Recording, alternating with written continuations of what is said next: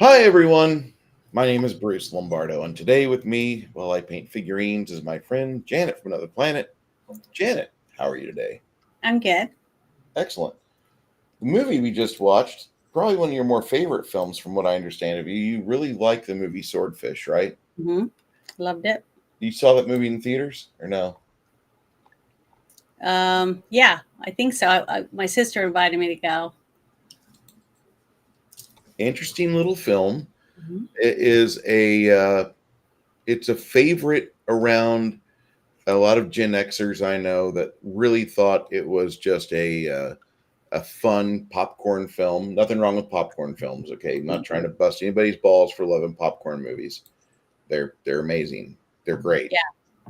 Uh, this movie is so out of what the norm was at the time, but it was released in either June or July of 2001. I think I want to say it was June. And it was the same year that Halle Berry was in the movie called Monsters Ball. But then later on that summer, Really? yeah, I didn't realize that.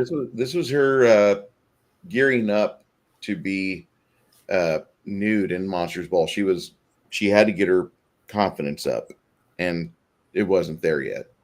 So she shows this movie, and she does what she does in this film. And I was pretty much not expecting this at all, at any level whatsoever. I when Holly Berry did that, I just seen her. I just discovered her like the year before. Well, the For scene where she's walked in on and she's wearing barely any clothes, just a teeny tiny thong and her little tiny bra.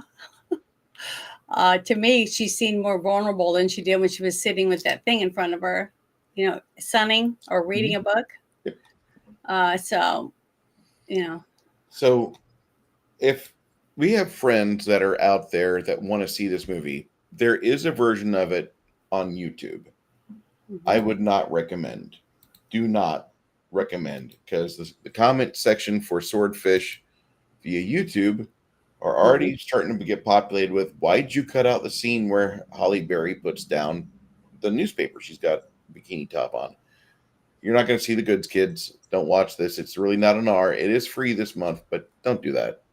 Oh, if you're a woman, you're not missing anything. If you're a guy that just wants to see two nipples, She's got them. That's about I it. know. If you want to see them, that's all you're missing. Here, no, no, no. You're missing about 15 minutes of movie because they edited. This is usually like a hour and 39-minute movie, and they cut 14 minutes of it out.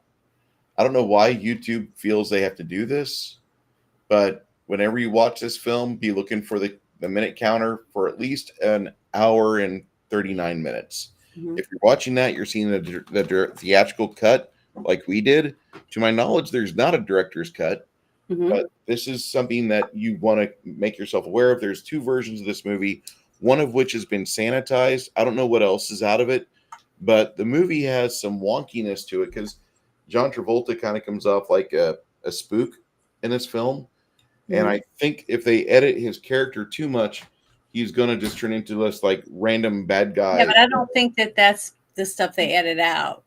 No, they edited out probably some nudity, some gore, the things that make people triggered, or just like that's such a poor term for Well, young the thing people. is, I think they edited out stuff like, parts of the explosion with the bullets or the what do you call those little Ball balls? bearings, the ball Bell bearings. bearings, things like that, little things that really don't take away from the story. They don't take away from getting understanding what's going on in the movie. Yeah, If you but unless you want to see her nipples, if you have to see her nipples or you're gonna die, then don't watch it on here. But honestly, I don't think it will take too much away from the I movie. I would recommend not watching on here for the exact opposite reason. I want you to see the movie like you were watching it in theater.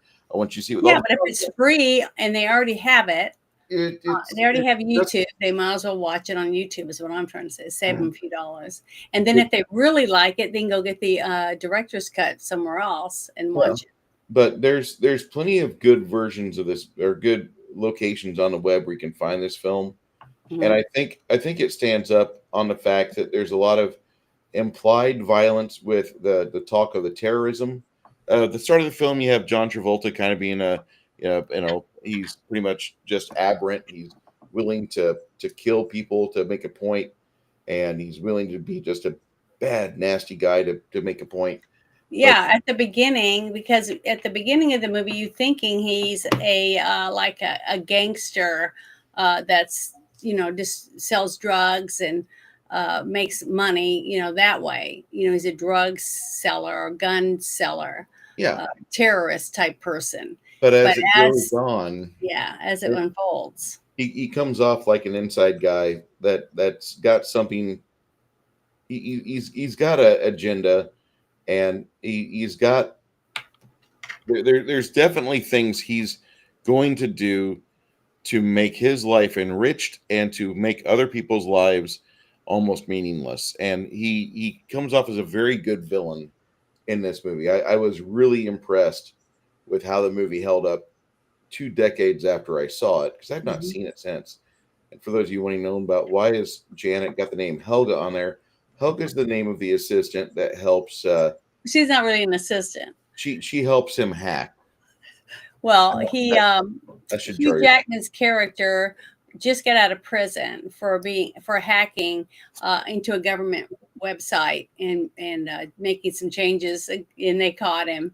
So he was in prison for it. Well, he just got out, and he's trying to figure out a way to make some money legitimately, and he's working on, like, isn't it oil rig or something, oil Mhm. fields, Yeah, uh, he's doing maintenance and on oil field stuff. yeah, and he's trying to save money so he can see his daughter that he hasn't got to spend time with because he's been in prison. And his wife is remarried to a porn king who produces porns. So his wife's got money now. She's really attractive, and she's in some of his films, things like that.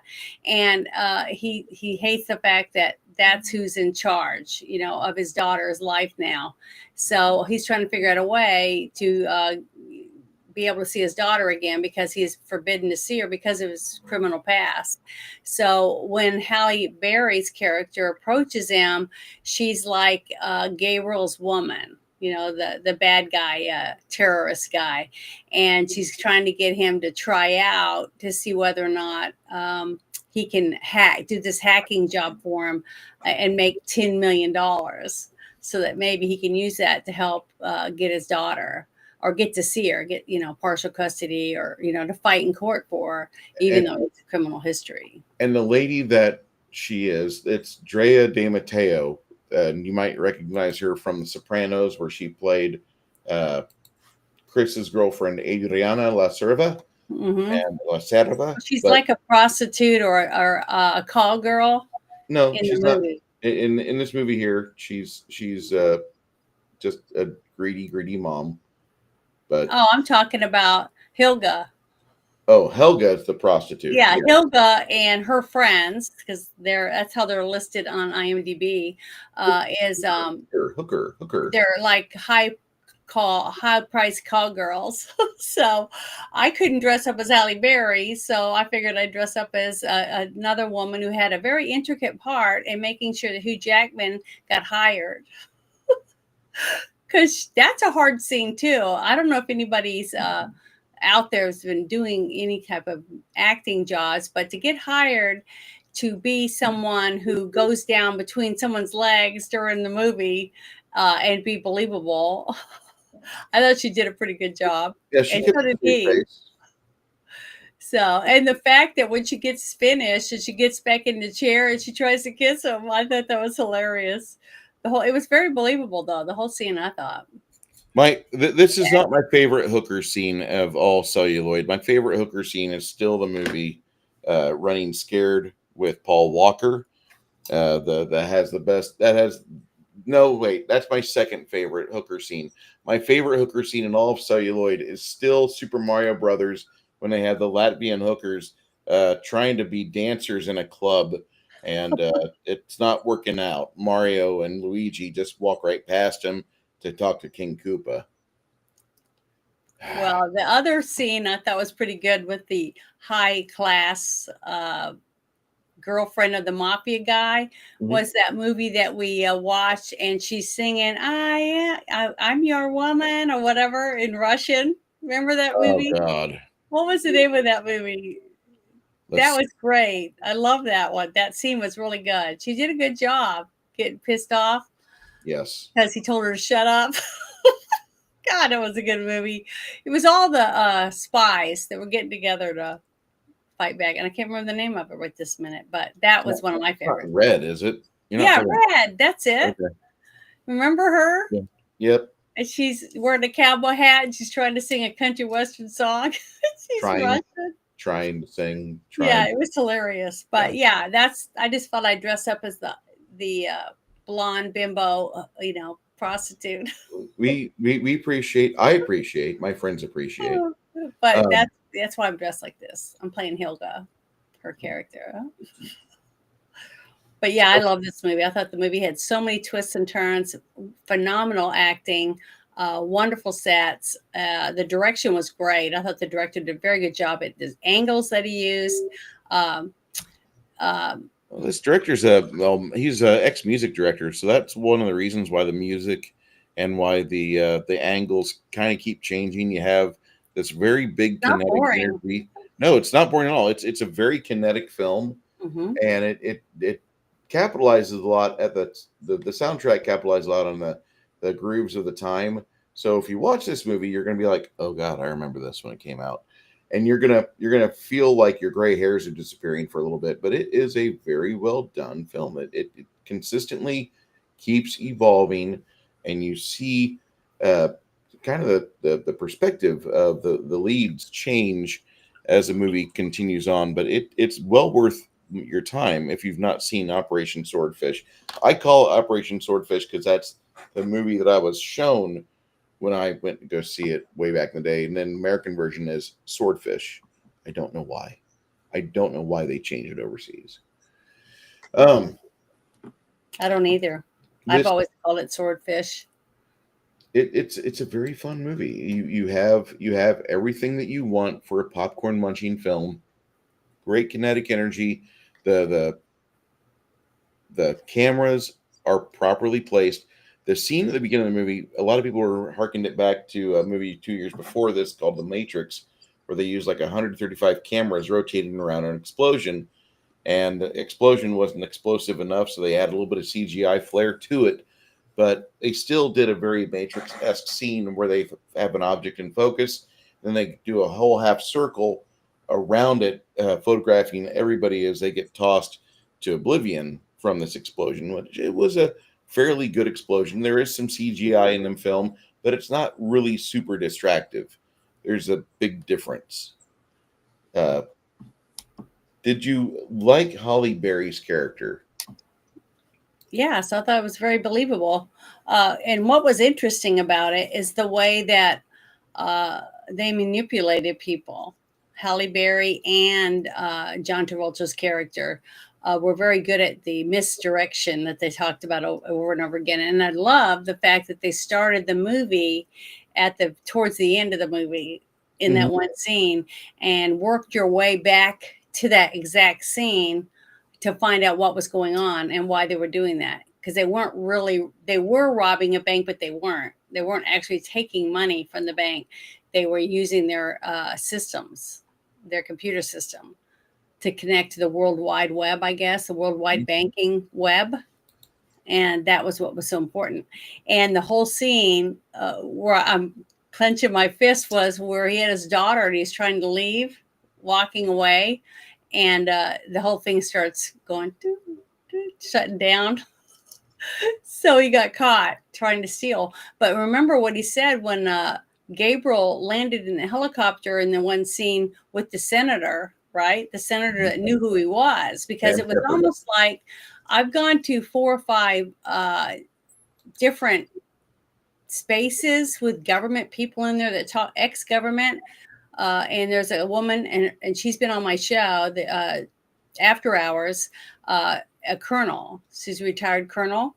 And she was talking about a project called Operation Gladio, where the CIA uses money that they funnel from different places in the government and our soldiers and things like that to perform coups or whatever to get certain people out of office and put their person there they want in, things like that. So it's a very entertaining program when she has herself, and she has a Substack, I'm pretty sure.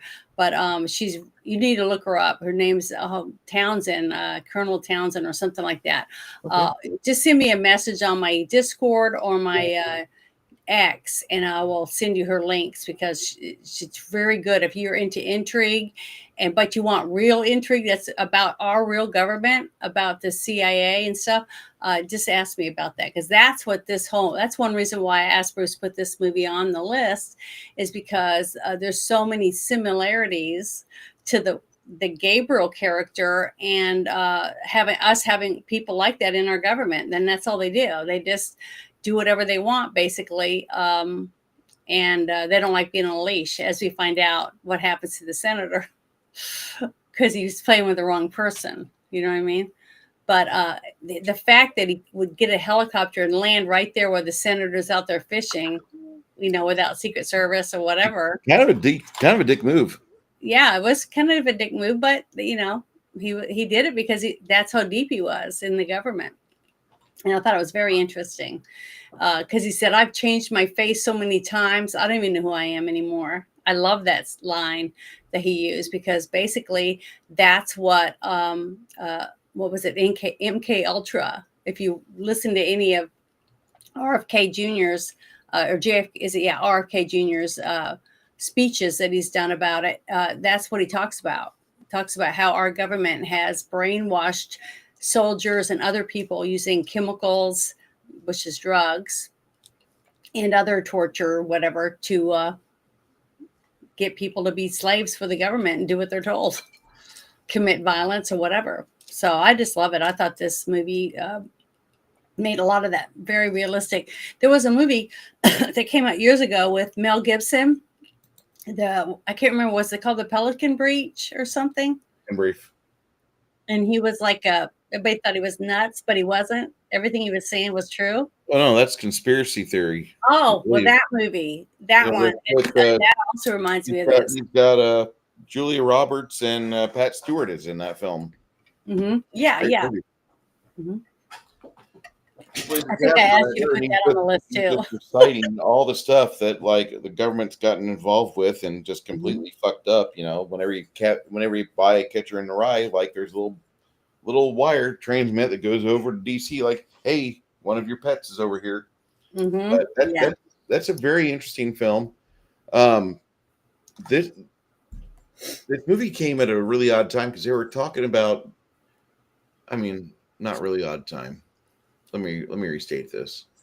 This movie came out right as surveillance was kind of hitting some of the various talk shows. And they're talking about we need to have surveillance on the World Wide Web if it's going to be used all the time, because right now, we need to know who's using the web and who's ordering what and who's doing this, that, and the other.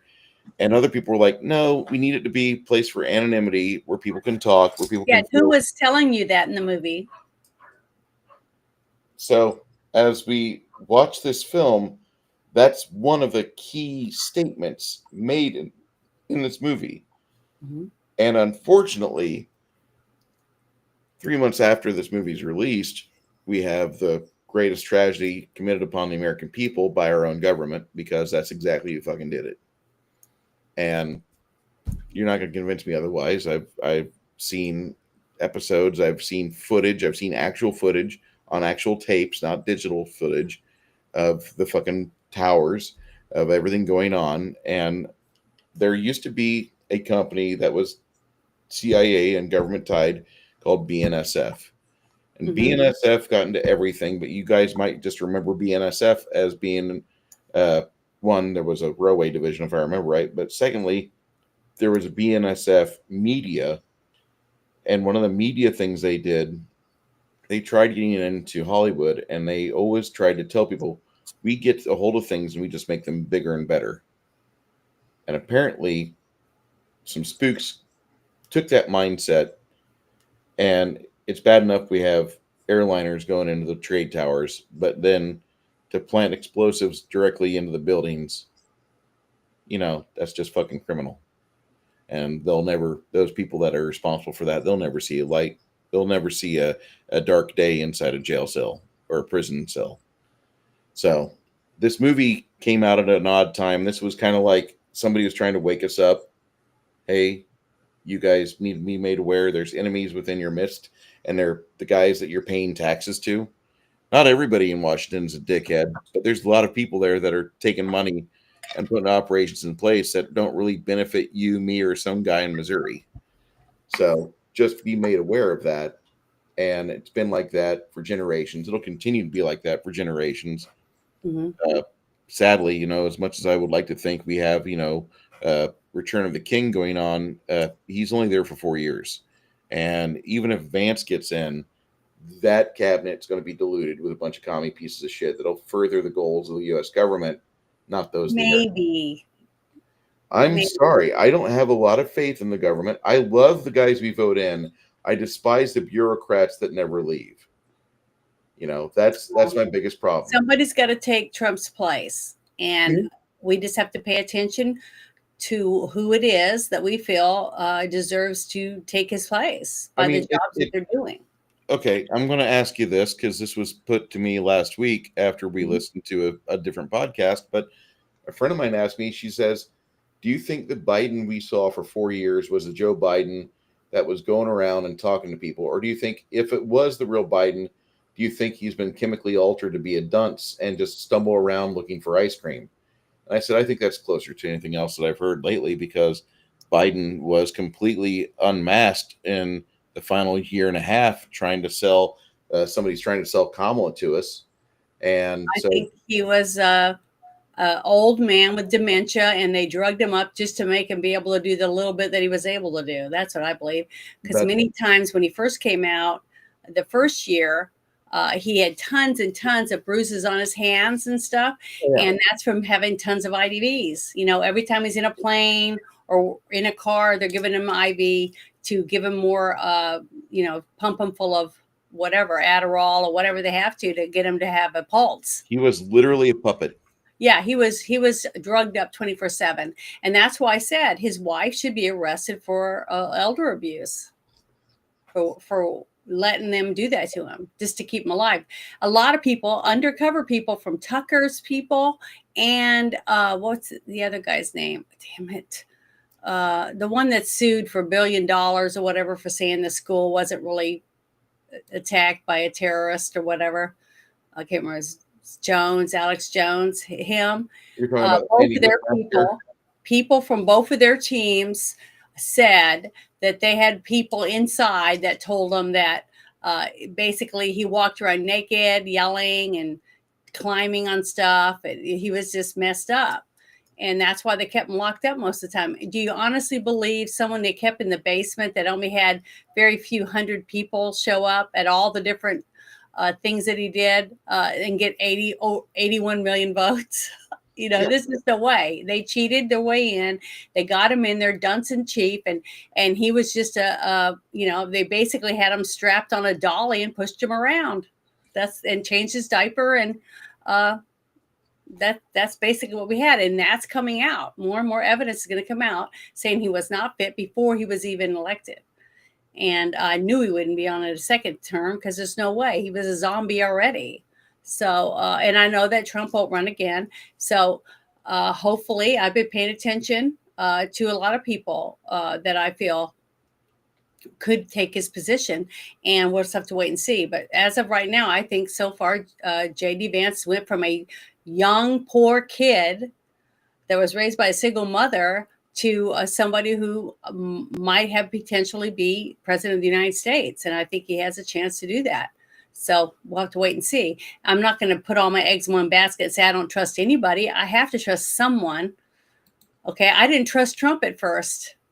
Right. Mm-hmm. And so, that's just the way it is. But that's one reason why I wanted to pick this movie, is because so many things in this movie remind me of what's going on right now with the cloak and dagger bullcrap with our government and what they've been able to get away with.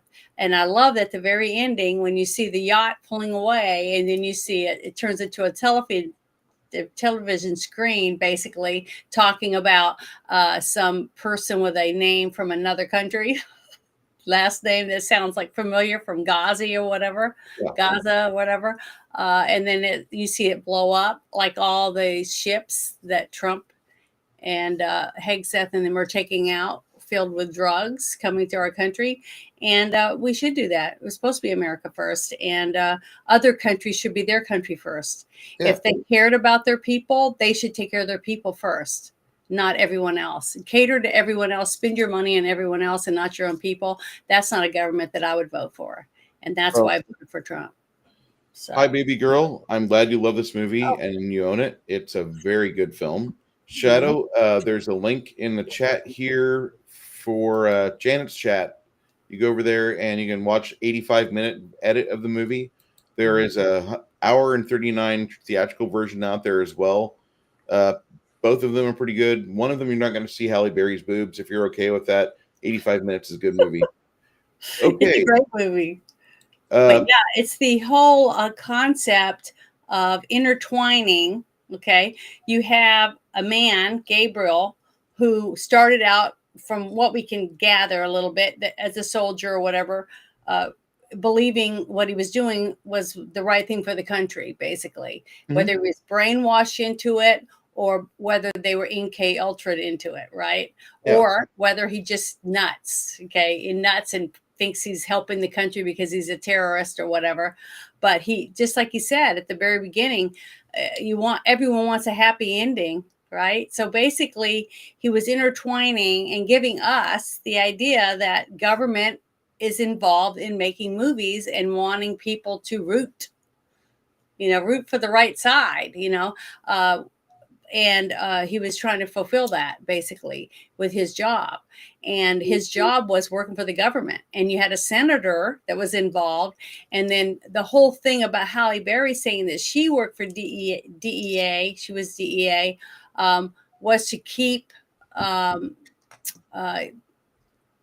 hacker to hack, to make him believe that there was someone on the inside that needed him to do his job, and for him to have some kind of a kinship to, because at the end, as you see, they pretend to hang her like she's dying, right? Mm-hmm. So that he'll put the numbers in and save her life, because they know he's not a killer. They know he's not a terrorist. He's just a hacker.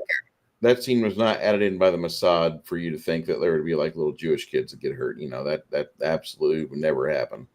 AIPAC would never pay for something, like, oh my God, we got to make the Palestinians look scarier so people will like send money to help out, get this Gaza leveled. Oh wait, did I say that aloud? I'm sorry. No, I really felt like this movie pokes a lot at the bear of surveillance and control throughout the entire Beltway area, shithole of DC.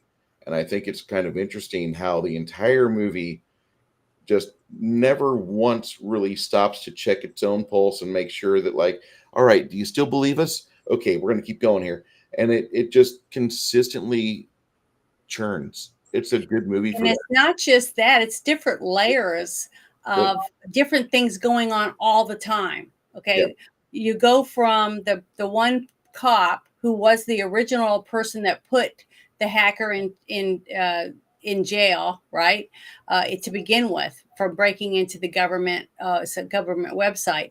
Then you have those people, which is in the FBI. Then you have local cops that are here and there in the different businesses, like you see when the SWAT comes to get that woman in that real intense scene at the opening scene, where you have Gabriel talking to what's his name again? Hugh Jackman's character. Hugh Jackman's character in this movie. I can't remember his name. It's called Stanley. Oh, Stanley. Okay. Stanley is sitting there with Gabriel and they're talking, having coffee in a coffee shop.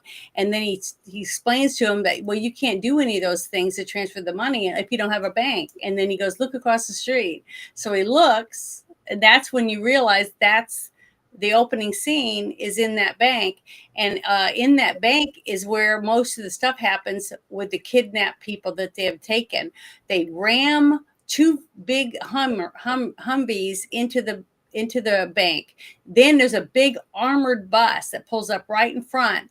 And as the people are screaming and running, they're grabbing them and putting these vests on them and zipping them up and then clicking this collar thing on it with lights that blink on and off. So we don't know what it is. And they hustle them onto the bus. Then we find out that they're using the victims, which are the hostages now. And they tell the people over the radio, hey, all of these people are wired with C4 vests filled with ball bearings. And if they get too far away from the bus, they will explode and become the largest Claymore mines ever made, right? Largest walking Claymore mines ever made. Yeah. And they don't listen. The head guy that's supposed to be running everything won't listen to the lower guy, which is the one that was Don Cheadle plays Roberts. He's kind of got an idea of what's going on here. And so he's trying to tell them, don't do that. And they grab that woman. That's what was so intense that she's screaming, no, because she knows she's going to die. She believed what they said when they put that vest on her and that collar, and they still drag her away. And as they drag her away, she explodes, and you see ball bearings going everywhere. And it's a slow motion scene, which I freaking love. Did you love that scene? 135 cameras, all timed to go and photograph this scene individually from every angle, like going around. It was awesome. And it does a very good job. This is very Matrix-esque. The Matrix did it first, but this movie does a very good job of photographing a scene centered on an explosion.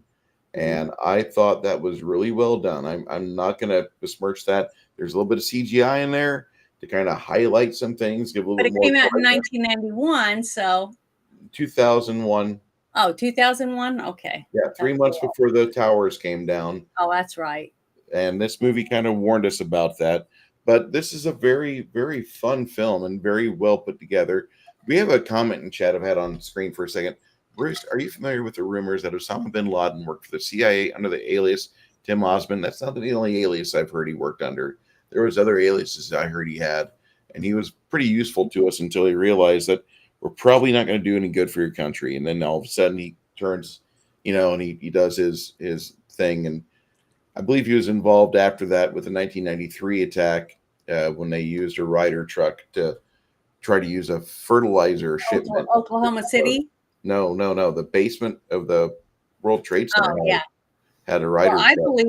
I do believe that he was a CIA agent, and I think he did have multiple names. Yeah. And the reason why, I think one of the reasons why they didn't want Trump in there, because when you have someone in there that's going to do their own thing and that nobody owns, right? He's a fire. He's going to cause a problem, and it's going to be harder to control what he's doing. So they have to control as many people as they possibly could around him. That's why his first administration was so corrupt, had so many freaking losers pinned. We did the right thing. We voted the right people in that were able to be voted in for the most part. But we have other positions in our government. And if we don't evict people that are leeches and cultural termites, we don't get them out of the government.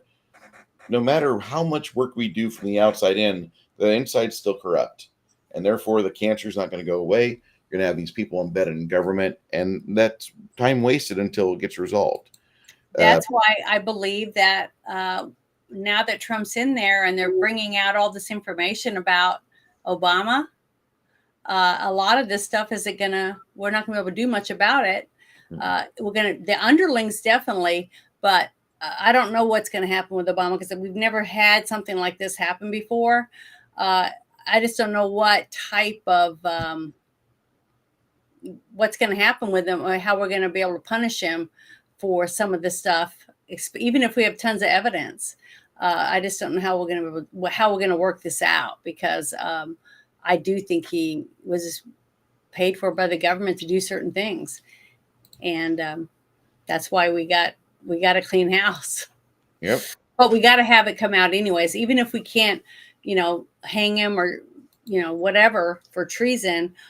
we need the facts to come out, and it needs to be in the history books again, so that our young people understand what happened, so that we can try not to let that happen again. People become complacent, and it's just, we don't care. Watch out if it doesn't happen. But that's why this movie is great to watch right now, because it'll really make you think about all the stuff that's coming out now, that it's not so far-fetched to believe any of it, especially when you're seeing it unfold in a movie. You know what I mean? Yeah. And you can see that it could be possible. And if you have evidence, to maybe sit back and listen a little bit and pay attention, because, I believe a lot of this stuff is real stuff, and I really do believe in this. That's why this movie, to me, was so, intense. And I even believed a lot of it back when I first watched it. So I didn't want to believe this movie when I first saw it. That was like about a month before the event happened. And then after the movie happened, I wouldn't shut up about this film for about a year, because I'm like, this movie kind of reminds me of Enemy of the State. And it had a lot going on. And it really tried. I felt like it was a warning. And my friends that are, they've gone through their schooling. Hey, we just went through the Mustang program. We just became O1s after doing like E5 and E6. Bruce, shut the fuck up.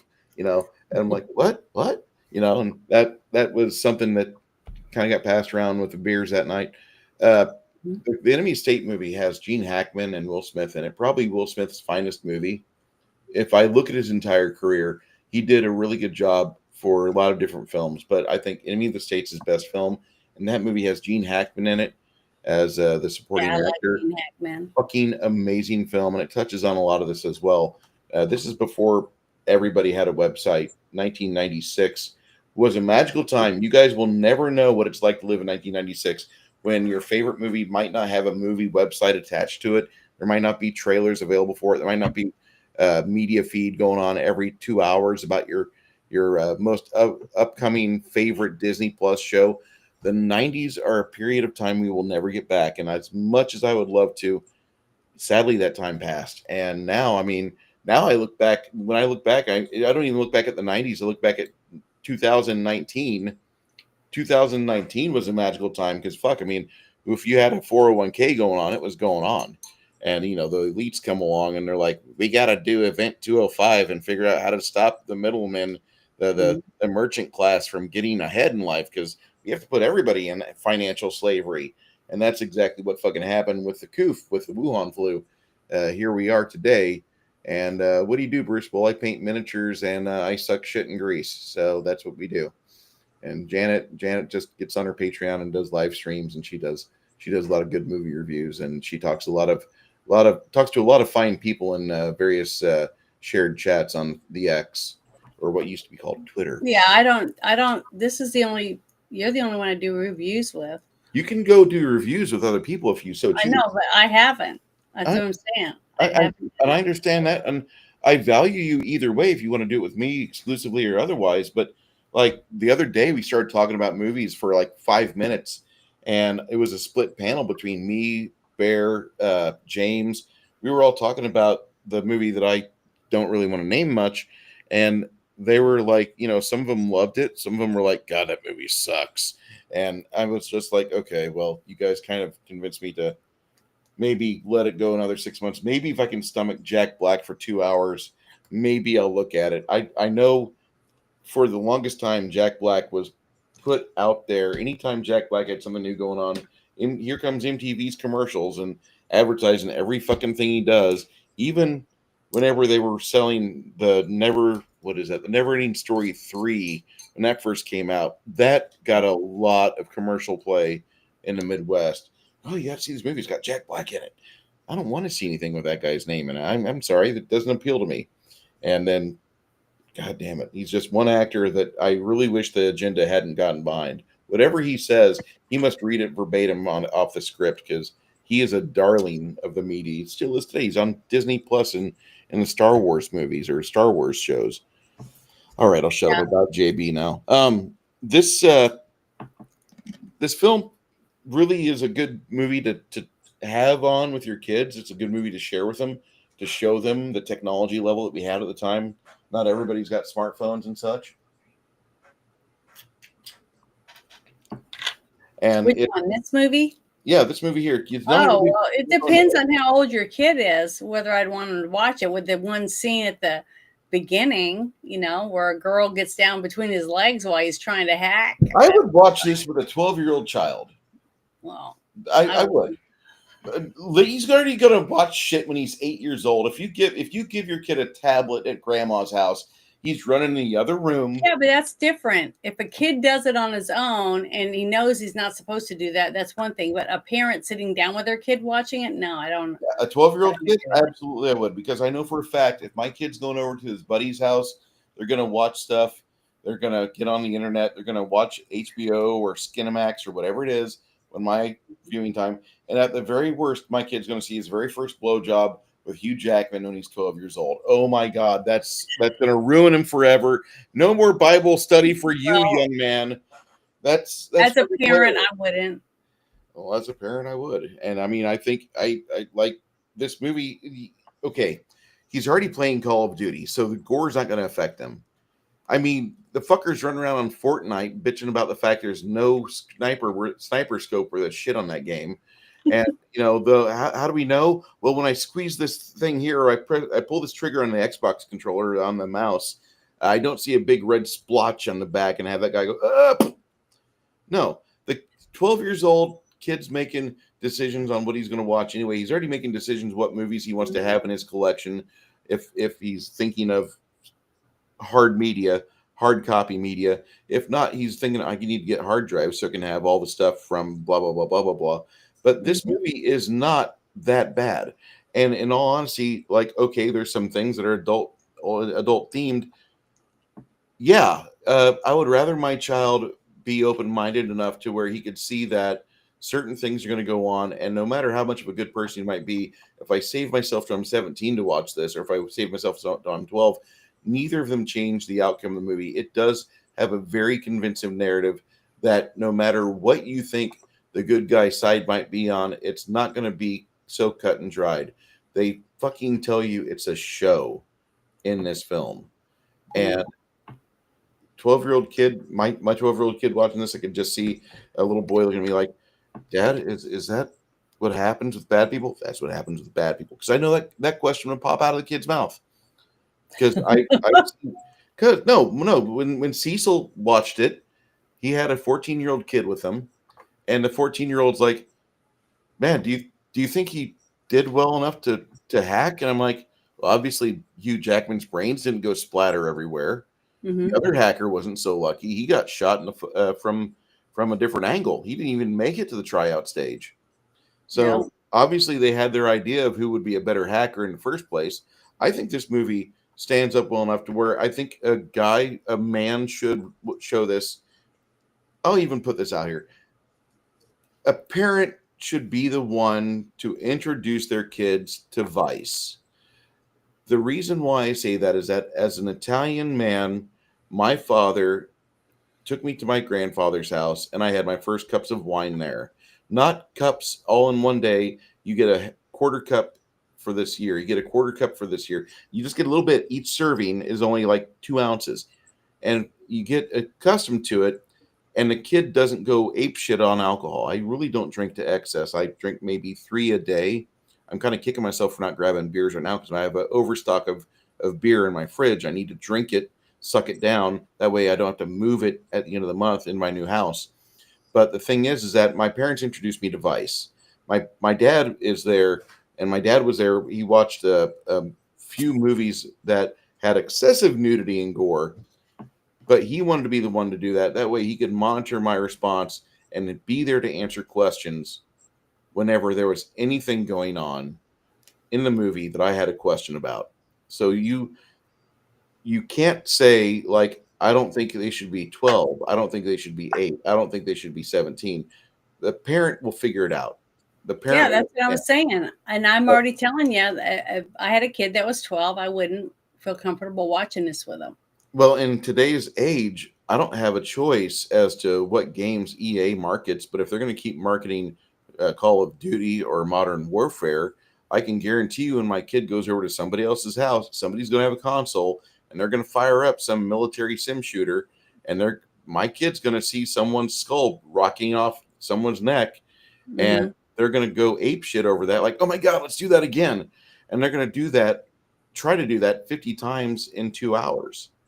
So I'm pretty certain that I'm not going to get that cherry. I'm not going to get that chance to do that. But I'm going to tell you that for anything of a more serious adult nature, I sure as hell want to be the one that's responsible for showing them that the degeneracy of your child was caused by you. Well, yeah, but like at least the kid was there and he saw what was going on. He had an idea of the context of why the fellatio was in place in the first place. The fellatio is not the main reason why it's going on. It's not for his betterment. It's to see how well he does under stress, and more so, it shows you and illustrates to you how evil and warped fucking John Travolta's character is. I thought that was perfect. I thought that really outlined just how nasty of a character he was. I mean, Gabriel's just a dick throughout the entire movie. And he might like have a turn at one point where he's not a megalomaniac trying to kill everybody, but then you see a side of him about midway through Act 1, Act 2, where he's still a dick, but now he's acting in the betterment of the people around him. Man, this guy just doesn't really have a floor, does he? Well, the thing is, as it unfolds at the very beginning when he's speaking and he's talking about what makes a movie good and what makes a movie not good, blah, blah, blah. He's going through all these details. And then he goes into the details again about different operations, like Operation Swordfish. Have you ever heard of it? And he says, no. So he starts talking about it. And then when he goes and meets the senator before he kills him, so most everything he's saying is true, because if he can just fly a helicopter right up to a senator and know where he's at and land out in the middle of nowhere where he's trout fishing, I think he does work for the government. I think he used to be a soldier. I bet who knows, he's what do we call Navy SEAL, or the top, the elitist, the elite of those type of soldiers. So you believe a lot of it if you pay attention to what's going on and who he's around and what he has access to. You start to understand that he's programmed to do these things. These are the things. This is his job. It's like a government inside the government inside the government. Just like when Hillary Clinton was asked about her top secret emails going through, was some of them, when they finally declassified them and showed that she did have all this stuff on her server in her bathroom, that she had stuff that was so top secret it was even higher than top secret. It was only for very, very 5 or 6 people in the whole government to be able to see. So when you have people, different levels of government, and he's talking about it, to me, he became more and more believable as a double agent or a secret agent for our own government to go and do these things. And because a senator can't be hindered with worrying about it. He just wanted to make sure certain things got done, because he did whatever in the backroom deal to make sure that this thing would happen, and he's going to have it happen. And if he can't get it to happen, then we have to cut it off right now and I have to cancel it because I don't want my name connected to it. That's all the dirty entwines that we have right now going on with our own government. That's why I liked his character. I thought that Gabriel did a great job at being a person, like when he said, I don't even know who I am. I've had to change my identity so many times. I don't even remember who the real me is. Okay. And the same thing with Halle Berry's character. No one knows who she is. She's a ghost, but apparently she's good at her job if she's still a ghost. Right. So that's why I thought it was great. I thought all of them, even the guy hacking into the government to get all this, what was it, $900 billion or whatever? Yeah. Okay, it was a shit ton of money, and that was all been laundered for many, many years, since, what was it, the 1950s or 60s is what he said. And that's the money that he needs to keep funding the government. He goes, how many people are going to attack Americans overseas when they know what we're going to do to them? Because it said they bomb a church, we bomb 20. We destroy 20. They killed this many people. We go out and kill multiple amounts of people. We do this. We retaliate every time. And it's stuff that You can't just say, hey, we're going to send our troops over there, because what does everybody say? I don't want my soldiers dying for that cause. Well, they don't have to. We just send over the right equipment and take care of it. Happens all the time. And, all of it to me was very believable. So I thought it was really, really good. I thought the intrigue was to the top. I mean, it was through the whole movie. You were just pulled along, and the intense really never dies down. From that moment that woman gets blown up, and you see the camera going, all the way around, and you see it from every angle, the intensity to me, and you're not knowing who's who, who to trust, who you can't trust. And then when he goes to get his daughter, and he finds her stepdad murdered and his ex-wife murdered laying on the bed, he freaks out because he doesn't know where his daughter is. But Gabriel had to take him because he knew that he was gonna lie, because he knew who he was. He's programmed, trained to know what the next step's going to be before it even gets there, or this could happen and this could happen. So I had to be prepared for both of these things. And what did you do? He brings Halle Berry's character in and says, string her up. And he's just to the point. And now who's going to believe him if he says, well, okay, if you just do what I ask? No one's going to listen to him. He's gotten to the point where he just says, do this now. And they do it. And he's seen him. And then he shoots her right afterward. He kills her. At least he thinks she's dead. And she just lays there. He goes, she was DEA. And he just walks off like it's no big deal.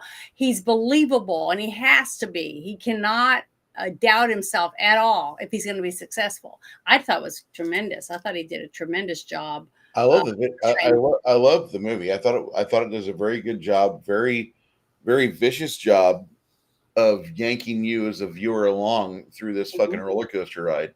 Definitely. 100% agree. This is the resume of the director of this movie, and Janet and I both keep talking about how it's just pulls you along, spoons you along, just forces you down this pathway through the forest. And if you're not seeing this guy is a director, a music director, and he starts playing some real big players at the 80s, Janet Jackson, Richard Marx, Sting, Fleetwood Mac, Bryan Adams, Sting again, Tony Childs, Sheena Easton. And so he's directing all these music videos. This guy knows how to hold your attention for 3 to 5 minutes. And he does a very good job of holding your attention. So when this movie is given to him, when he starts working on it, he knows exactly how he's got to keep you, the viewer, in your seat, not going anywhere else. And so Swordfish came out in 2001. He's done a few things since then. He hasn't really done much since Season of the Witch. That's a good movie. I enjoyed it. I would recommend people watch that. But Dominic Sena, great guy. Great guy behind the camera. I don't know how he is personally. What I was trying to find out is I did read that a stuntman hurt his spine during this movie. Okay, hopefully my daughter get the door. But this guy fell because Vinnie Jones was going to do a stunt. And John Travolta said, no, let's let the stunt people do it. The stuntman did it, and he was like 70 feet up, and the line broke, and he fell. And this guy broke his spine. And I was trying to find out who he was, because there was a documentary that came out, and the guy that did this documentary about the stuff that goes on with kids and stuff behind the scenes. And he became a born-again Christian during his struggle to get back to walk and stuff like that again. And he was a stuntman in Hollywood. I was just wondering if it was the same stuntman or not. And I can't look for it and search right now while we're doing this, but I sure would like to find out if it's the same gentleman. He came out with 2 documentaries about Hollywood and, stuff since he became a Christian. Interesting. Yeah, I wonder if it's the same guy, because he broke his back and he was going through that stuff, but I don't remember. I just wish I could know more, but I can't even remember the name of the documentary right this second. I hate getting stuck like that, but I had read that and I was going to look it up earlier, but I didn't have a chance to, because we have to do everything right after, so I don't really have as much time as we used to look things up like I like. But I bet Hardwick can find it, find out if it's the same guy or not. I just can't remember. Do you know what documentary I'm talking about? No. Okay. Back when I was doing all the stuff about child trafficking and stuff, and this guy talked about different things that were done. 3 years ago, yeah. With this guy was talking about how he believed that it was satanic and a lot of the things that they did in Hollywood or whatever. That's this guy, and I can't remember what his name is at all. I'm just blank right now. So, oh well. But I shared it with you. I shared that documentary and some other things with you in one of our first streams that we did on Rumble. I remember talking about it, but it's not The Eyes of the Devil. It's a different one. David Holmes is the name that Google gives it, Janet. David who? David Holmes. I'll have to look him up and find out if he made a documentary about it, about child trafficking and the evil stuff that goes on in Hollywood. Yep. Since he could no longer do stunts and stuff. It's the same guy. But basically, I've met Vinnie Jones a few times. He's a really good actor and he's a lot of fun. He's very courteous and nice to people. So I bet this set was a lot of fun too. I bet they had a lot of fun on this set making this movie. And I've met Halle Berry too. So I'm pretty lucky. But I think this movie was really, really good. I think the director did a phenomenal job at bringing the best out of all of his actors to work together and to be believable.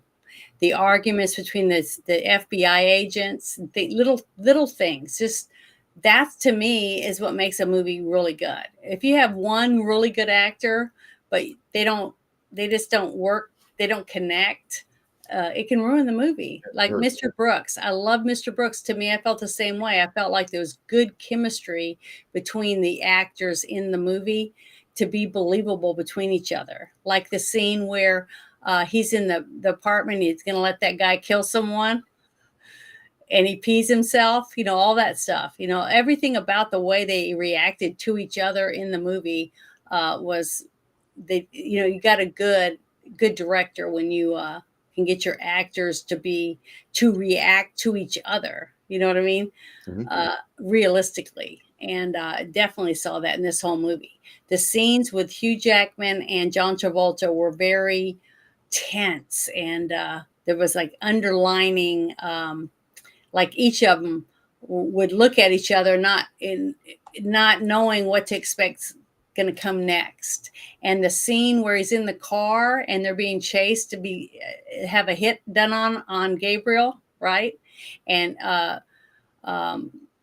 his character's in the car with him, even though he doesn't want to die, and he's not one of the hit. He's not even in on the hit. It's just to get rid of Gabriel, and Gabriel knows it. And when he gets out and does all those scenes with the machine gun, I just thought it was really cool. I just thought it was very intense and exciting.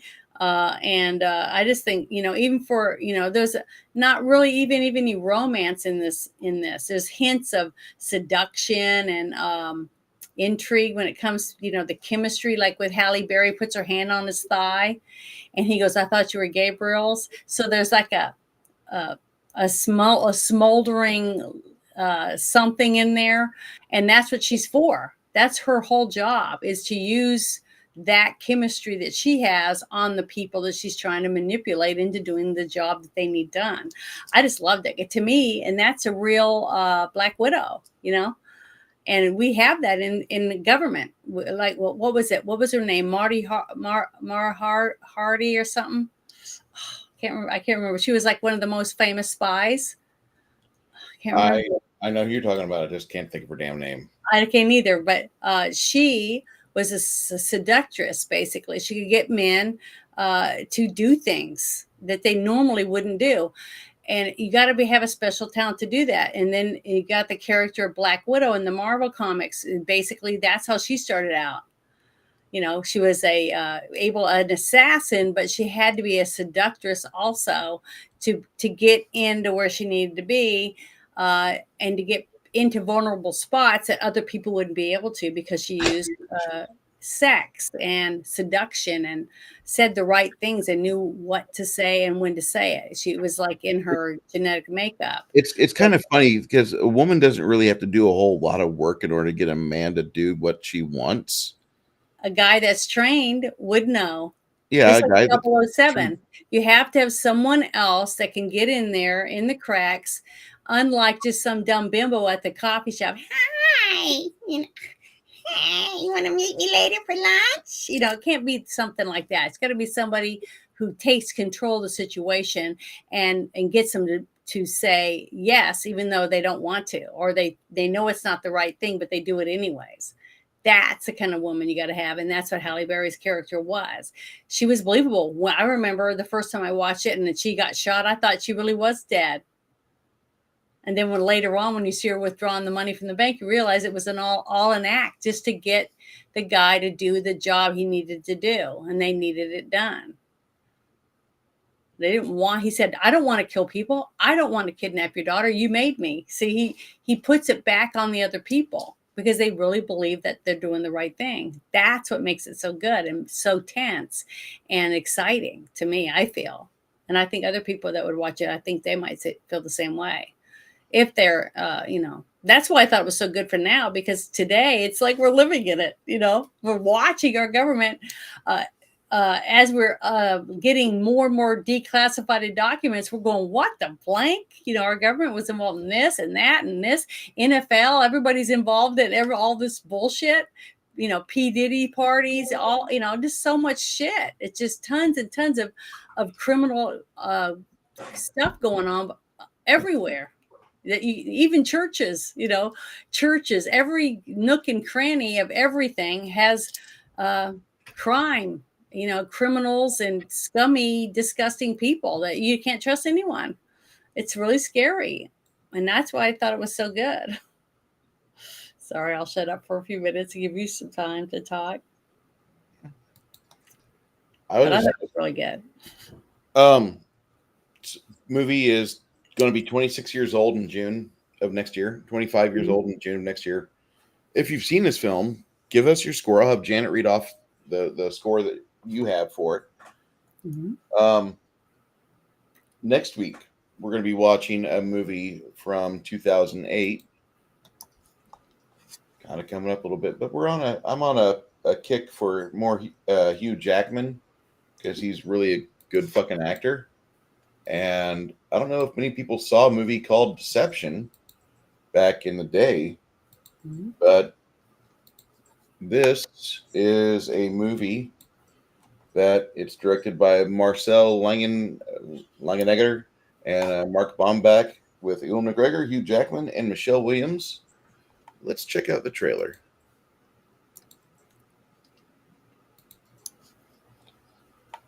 Rated R. Sorry if I scared you. Oh, you're Wyatt, right? Yeah. So you like this work, or? It's all right, I guess, if you like working with numbers. Do you like being a lawyer? Yeah, it's all right, I guess, if you like I've working never with seen assets. this. Okay, so automatically you can tell that Hugh Jackman's in the know, McGregor's not. And this is a turn for a lot of people. They've not ever seen Hugh Jackman not be Captain fucking shiny American patriotic, or at least some asshole from Canada. You have the day off tomorrow? Is she looking at me? Listen, you don't think women have the same urges? Successful women? And? Well, let's just say there's a way that it can be taken care of. Hello? Are you free tonight? I am free, but... Could you be at the Dillon in 1 hour? Are you waiting for me? Yes, I think so. When you're on the list, the rules are simple. No rough stuff and no names. When it's so good, you'd rather die than stop. Sounds like you've been enjoying yourself. Yeah, I met this girl last night, and I broke all the rules. So, obviously... So is it a sex club? It's a special sex club. Okay. But it is this is not a movie I would show my 12-year-old, by the way. Anything. I won't show him everything yet. He has to fucking earn it. He has to fucking go through life, get his first divorce in. Then I'll show him this. But here we go. Not my last. alive. I'm not sure I believe you.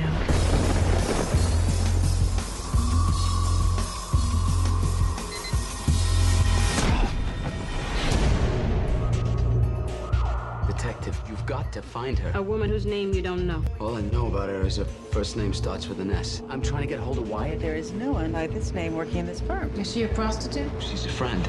A friend you met in a sex group. Jonathan. Everything you told me was a lie. Not lies, Jonathan. That was foreplay. And now you. You have a call from a detective. I do like the way how in decades past, before the 2000s, they didn't give you the entire fucking movie in the trailer. Mhm. Just wanna Yeah, put- they wanted you to go see it to find out what's going on. yeah. Yeah. This movie, I've seen Less it is once. more. This is a lot more. This movie, I've seen this once at a friend's house, and from like the third minute in, I was rooted to the couch. It was good. Russo? You're trying to set me up. What are you doing here? You told him about the list. Something about him. Something terrifying. Is this the woman you were with the other night? This isn't a negotiation. We'll see about that. You've made a mistake. Is that so? Problem solving, it's what I do. I know all about you. Well, how did you... Doesn't matter how I know. What matters is what I know. Now I want her back. Who are you? I am who I don't seem to be. You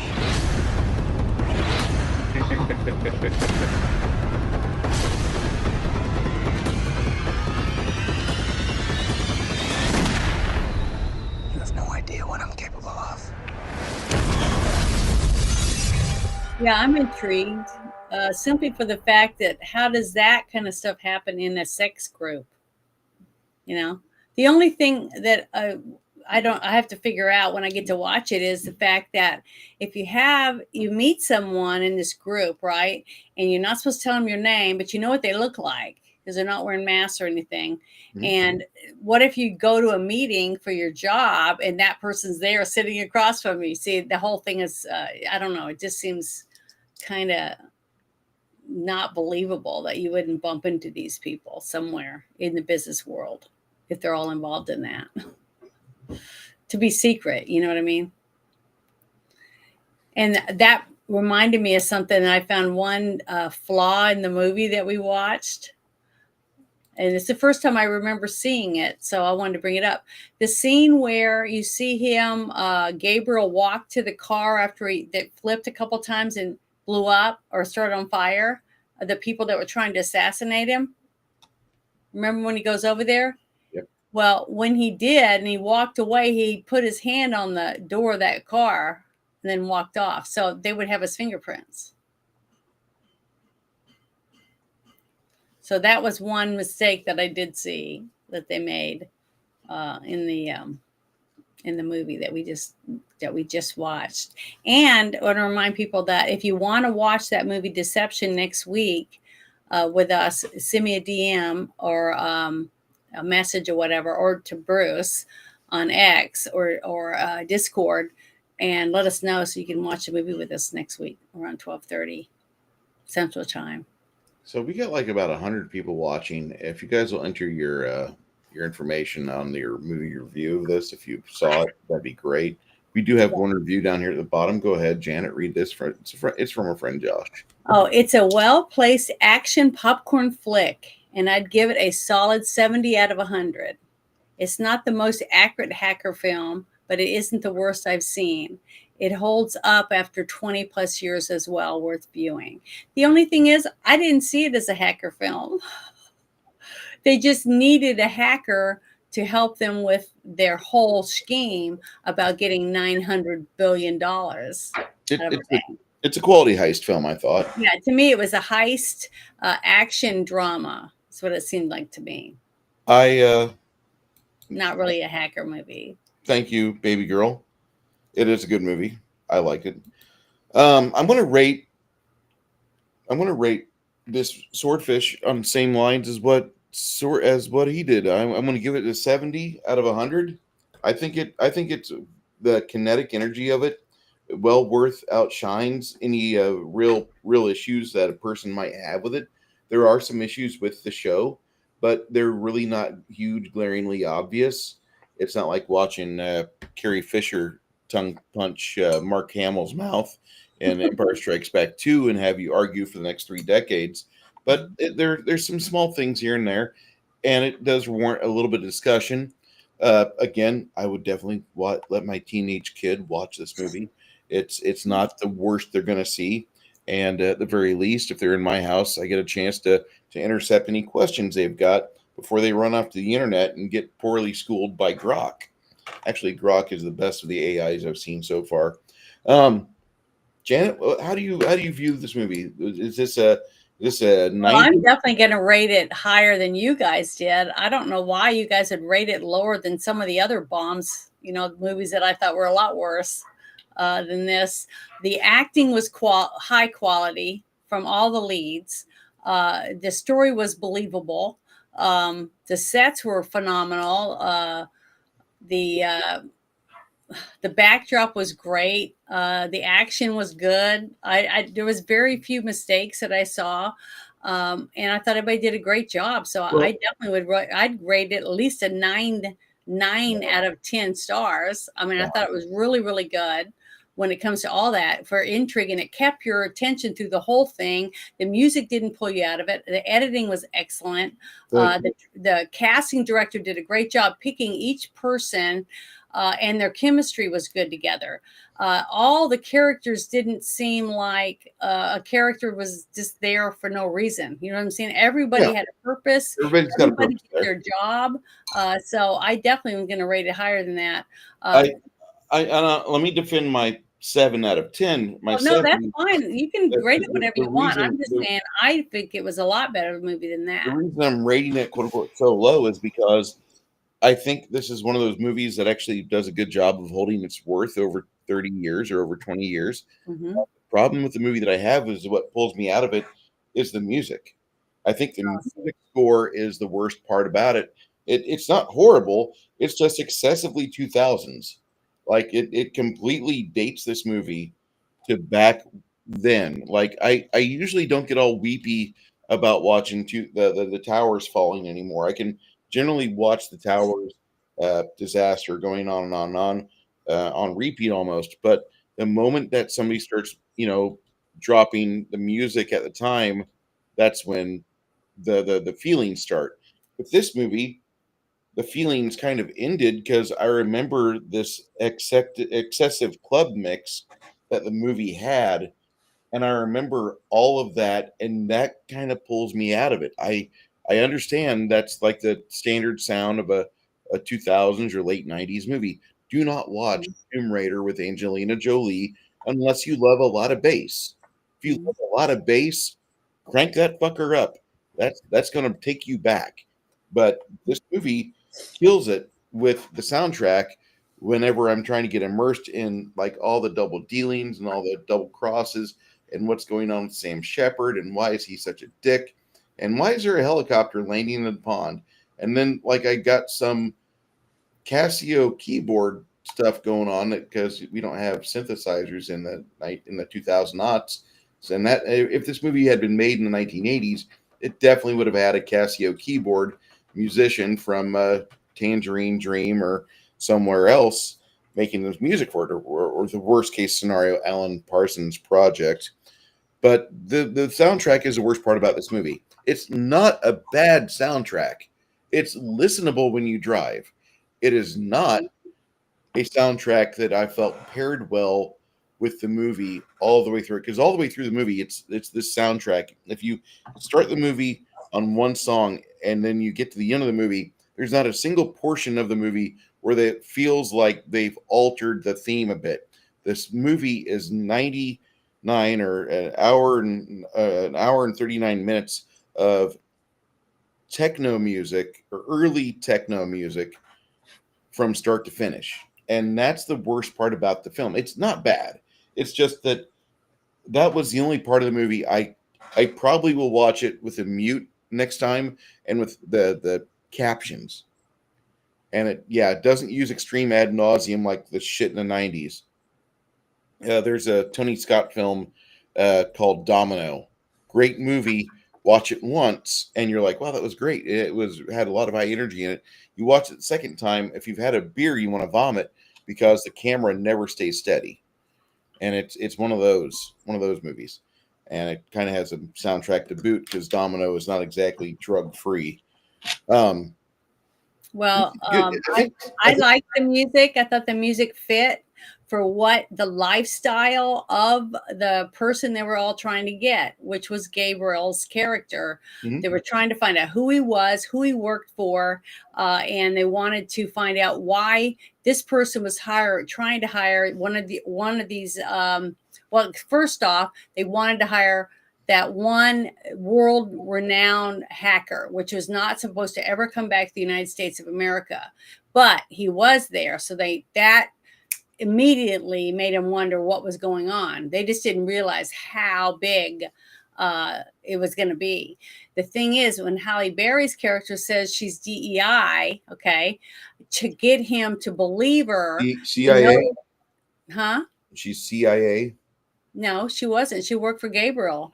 Oh, okay, but you said she was DEI, and I'm Yeah. like, wait, DEI? Isn't that what she said? I don't believe so. I thought I know she said a 3-letter agency, but I know she wasn't diversity He equity. didn't say CIA. He said she was DEI when she was dead after he shot her. Oh. But you can look it up real quick and see if I'm right or not.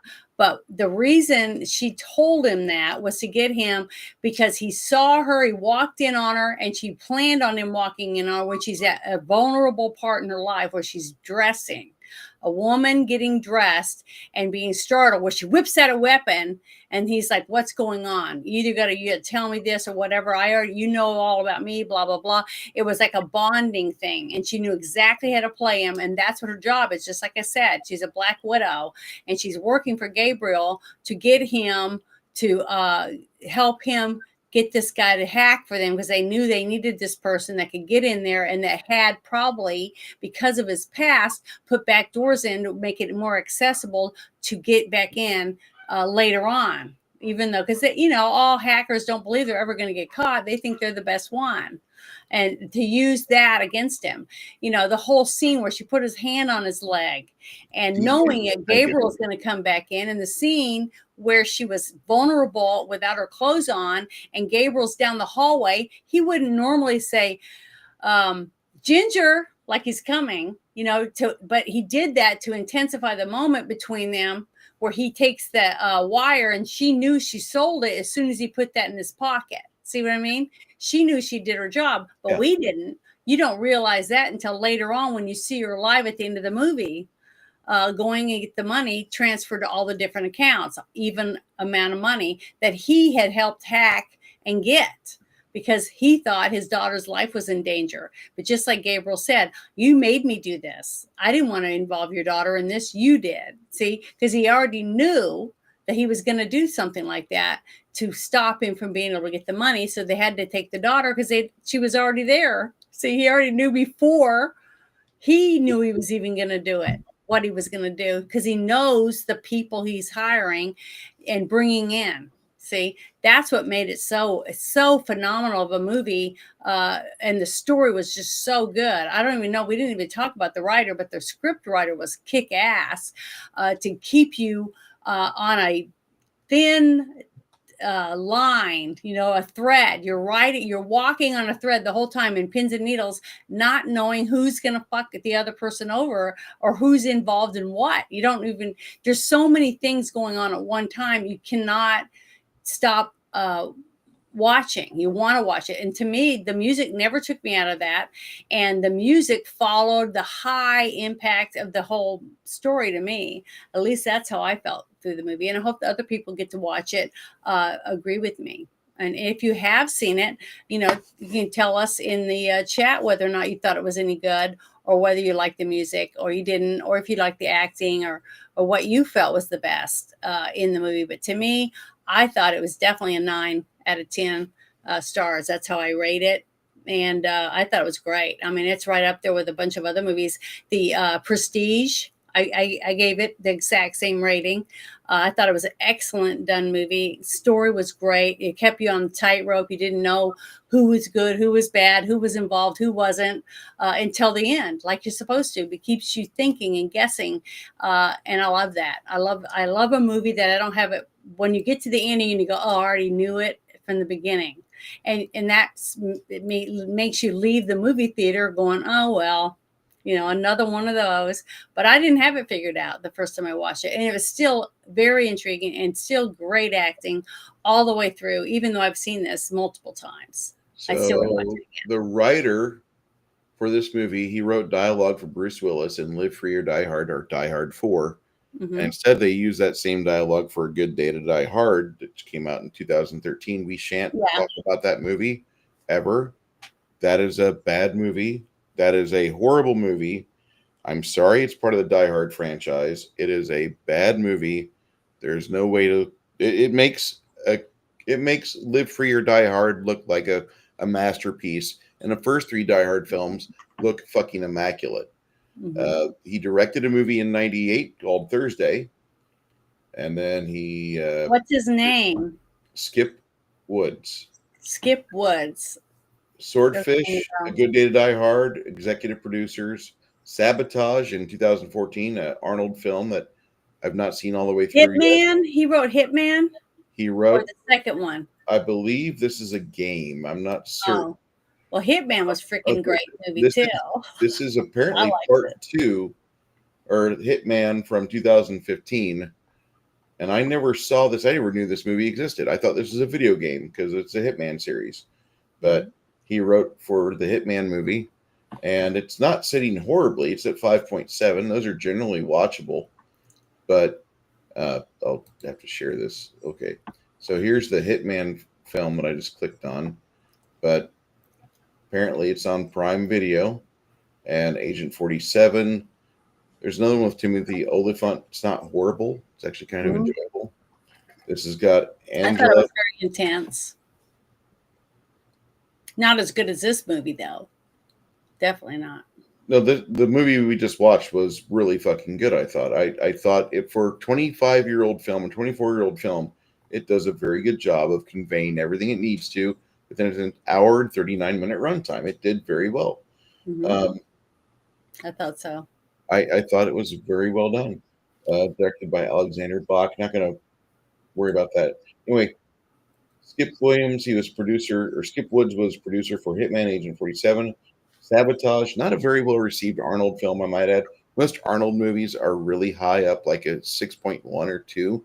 I think Sabotage and Raw Deal are among the bottom of his barrel, aside from Hercules in New York, which is a very good movie if you want to see Arnold in his completeness, because he's as best as he can, he's trying to act in that movie, and he gave a good effort. It's not a great film, but if you're interested in seeing what somebody would do with Arnold Schwarzenegger in the role of Hercules in New York, that's not a bad movie. It's watchable. Hitman and Hitman Gag Reel and Hitman Alternate Ending, all from 2007. This is the Timothy Olyphant film. He wrote that. Yeah, I thought that was good. I thought it was a very good, intriguing concept of raising kids from the very young age to become a professional hitman. You know what I mean? That's what they do. That's all they're do nothing but live and breathe learning how to kill. So then he wrote, I thought it was very intriguing, the screenplay for Wolverine, which I love that one too. Wow. The A-Team? Wow, that's good. The A-Team I like movie. that one too. He wrote the movie for A Good Day to Die Hard, and he wrote Sabotage. I haven't seen Sabotage, so. You have or no? Haven't. Never heard of it. It's a Schwarzenegger film. It's towards the bottom on IMDb. I've seen part of it, and it did not hold my interest. I'm sorry about that. It just didn't hold it. That's all. It's nothing wrong with it. There's movies you like that don't hold my interest, and that's okay. You know. But Skip Woods, he's got 2 films in development. Wrote In Defense of Sleeping Beauty and Kane and Lynch. I have no idea what those are about, but this guy, he wrote Thursday, which is highly rated according to these guys. And then Agent 47, they have a 5.7 and 6.5 over here. He's been involved with the Hitman series, so apparently the creators at Ubisoft like him to keep him on and write about their video games. Mm-hmm. Okay, So That's my score. you gave it a 9 out of 10, and that's kind of respectable. I'm not saying that's bad. I wouldn't rate it that high. I thought it was good. The music is what I noticed this time. The first time I watched the movie, I remember just how pissed I got at Gabriel, because he was just not the guy I thought he would be. And my friends thought I was just an evil son of a bitch. But I was also reading a lot of G. Gordon Liddy at the time. And I just finished the book Will, the second go through of Will, which if you ever studied G. Gordon Liddy, that was his pretty much moment where he's in prison and there's pieces of shit, commies all around him. And he vows that, you know what, I'm going to be a good American. I'm going to try my best. I know that certain things will never come out to make me look like a good guy, but I'm going to at least enjoy my fucking life. And I love the book Will. I thought that was really good. And then when he got out of prison, when he was pardoned by Carter, it talks about how him and his wife got back together and the press corps tried following him, and it turned into a high-speed chase in, I believe it was Poughkeepsie, New York, and he evaded them eventually. But it got pretty scary because the media vans are trying to follow him, and he knows all the old back alleys and such. They have no clue. But the first time I saw this movie, I was just kind of disappointed in Gabriel because I was expecting somebody larger, somebody with more of a... He felt like he didn't have a moral center. He felt very aberrant, and that's okay because it's not real life. One, and two, it causes a dialogue between the movie viewers. Like me and Janet, we don't agree on everything on this film, and that's great. Well, the one thing about him though is he's got all characters, and all stories are supposed to have a character arc. And they evolve throughout the movie or the TV series, depending on, or multiple series, whatever. And that is what the core of a story is supposed to be: is what happens to the characters throughout their lifetime in the story, right?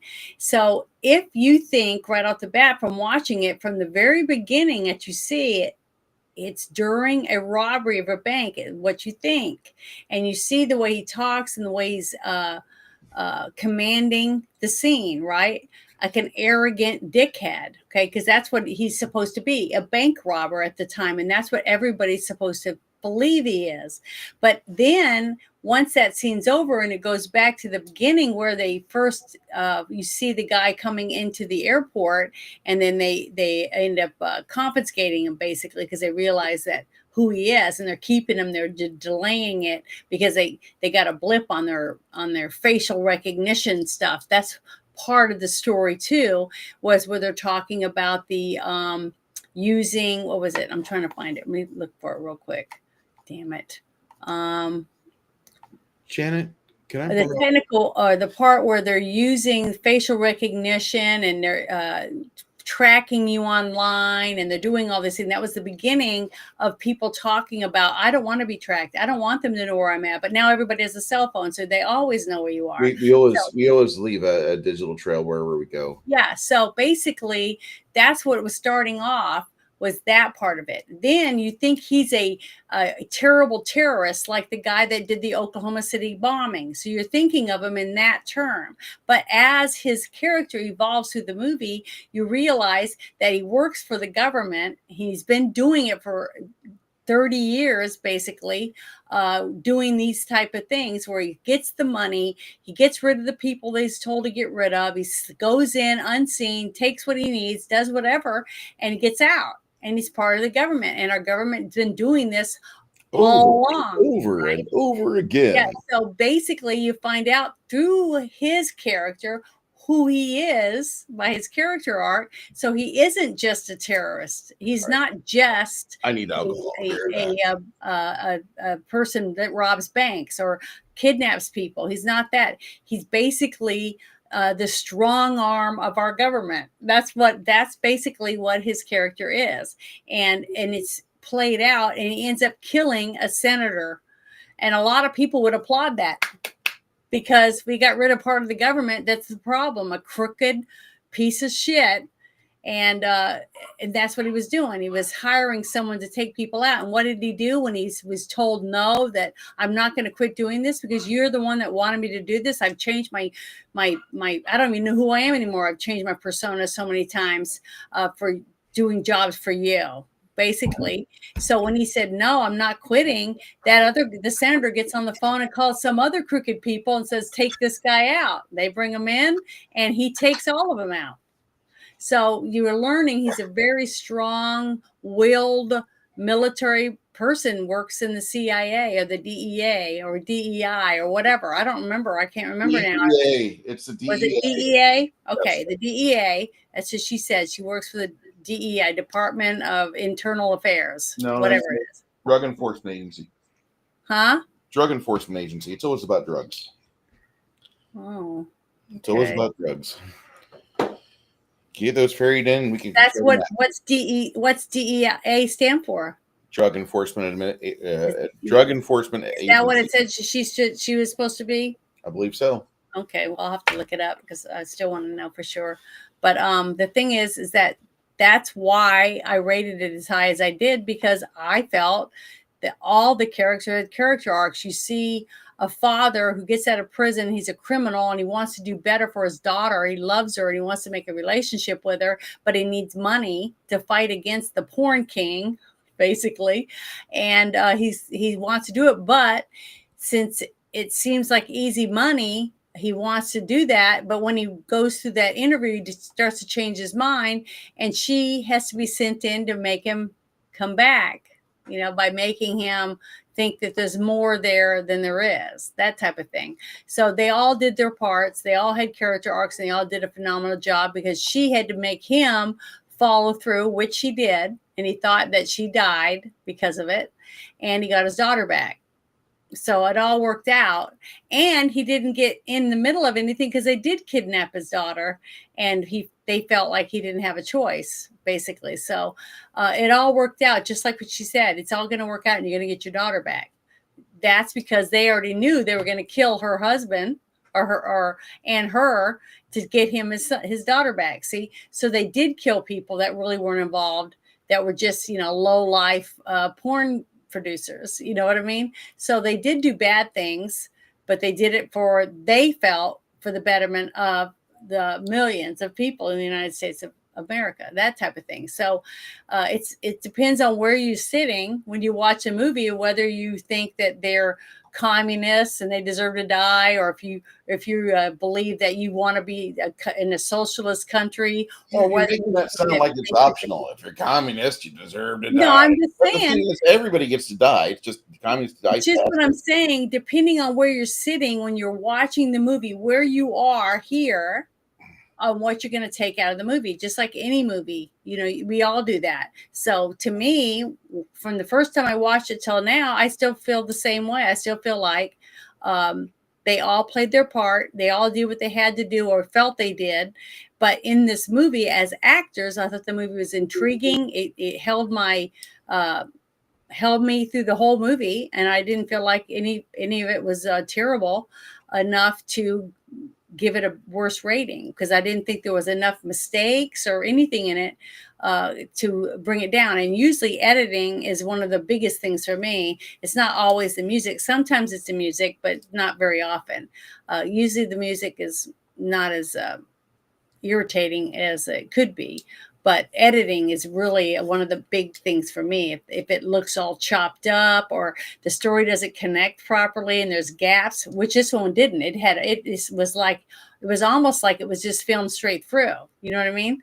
And they did a good job, I felt, in keeping you going and keeping you in your, on the edge of your seat to watch it. So I'm done explaining all that. But that's all I wanted to say.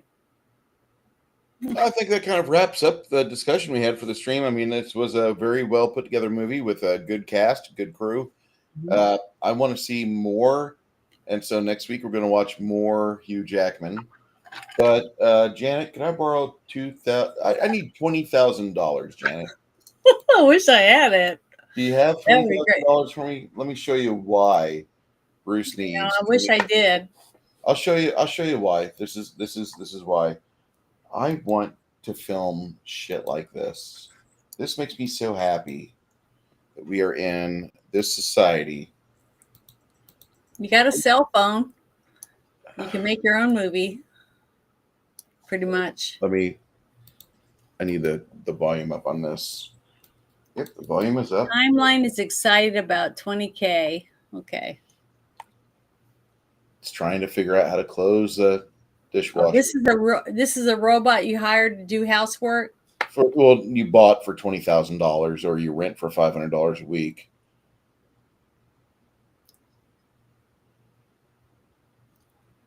That's about the cost of a maid, I guess. But it loaded it. It loaded the dishwasher. Apparently. Okay. It's just having trouble. This is the future, kids. Blue screen error, death, and everything. I mean, aren't you guys fucking excited about this shit? Back to the fucking garage for you, faggot. Oh, so you don't want to buy one then? Fuck no. I don't know. I thought I was getting excited thinking you were wanting to get a robot to come in your house. Never. Fuck no. I every time like some new AI update comes on my apps or on my PC, no, how do I uninstall that shit? I don't need that. I don't work with my hands enough. I want to work with my hands more. I don't want something to work my hands for me or do stuff without my consent. It just it doesn't. Well, honestly, if I could hire a real nice looking guy for $500 a month just to come and clean my house, that would be more worth it than a robot. Attention, Arkansas men. If you take good care of yourself, if you have a flat belly, if you can look down right now and your chins don't block your vision and you can see your dick when you hang it out to pee, then you might be eligible to be one of Janet's future housekeepers. Janet and her daughters would love to have your company for just a couple times a week and just watch you go around the house. If need be, Janet will dress you up in a French maid outfit and watch you feather dust every horizontal surface, and she will follow closely behind you, especially if you smell good. And she will white glove. A coin on the bed when you make it too. She will white glove everything. You want to do this. Janet is a very fair employer, and for $500 a week, you're going to be in poverty in no time. Okay, so thank you so much for being here, everyone, and all. We watch the movie Deception next week. Janet, you want to let us out? I hope you want to come see it. Watch a movie with us next week. That'll be fun.